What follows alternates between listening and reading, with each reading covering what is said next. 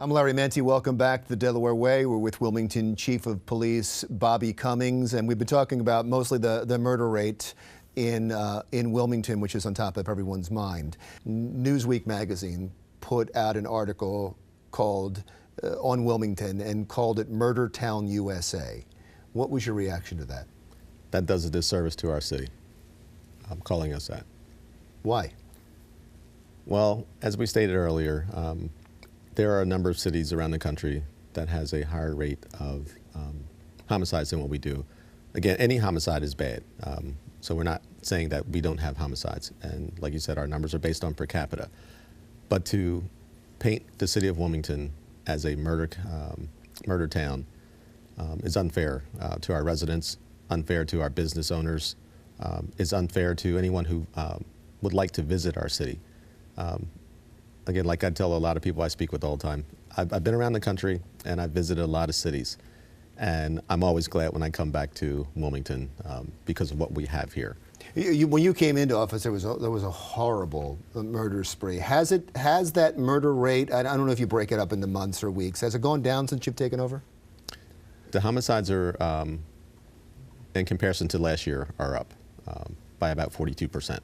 The number of shooting incidents are down by 6%, and the shooting victims are down by about 7%.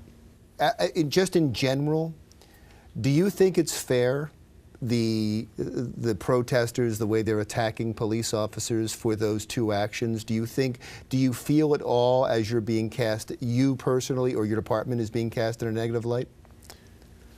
I don't think our department is cast in a negative light. I think what's happening is that people are asking for things to be fair and just.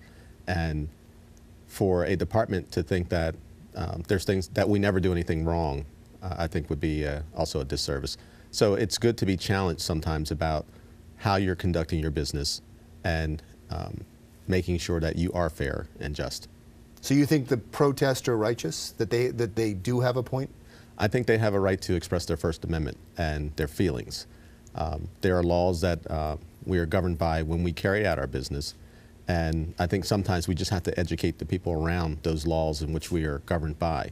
Again, it doesn't necessarily mean that you're wrong, and it doesn't mean that we're always right, but we do need to take a look at these things at times. Is that an acknowledgement by you that there is a problem with policing across the country, with policing in African-American neighborhoods? I say there are some things that need to be looked at in the neighborhoods and how policing is conducted, yes. Specifically what? Again, how we carry out our business, some of your policies and procedures, some of the laws that we're governed by, again, need to be revisited at times.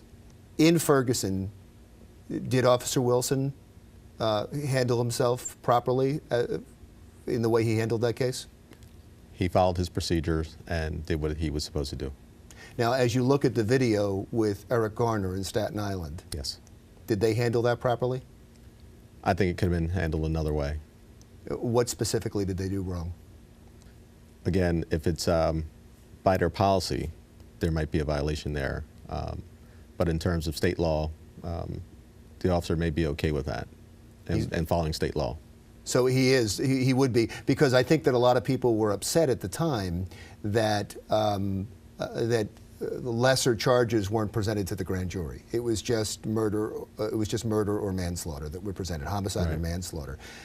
Is it fair to say that that Officer Pantaleone, who was the officer in back of Eric Garner, used excess force? That he maybe not excess force is the wrong way to say it.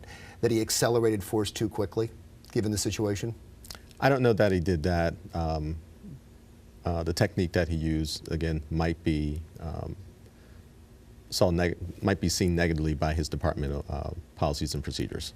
And after promising you I wasn't going to stay on this, I am going to ask you one more question. Was that a chokehold? Yes.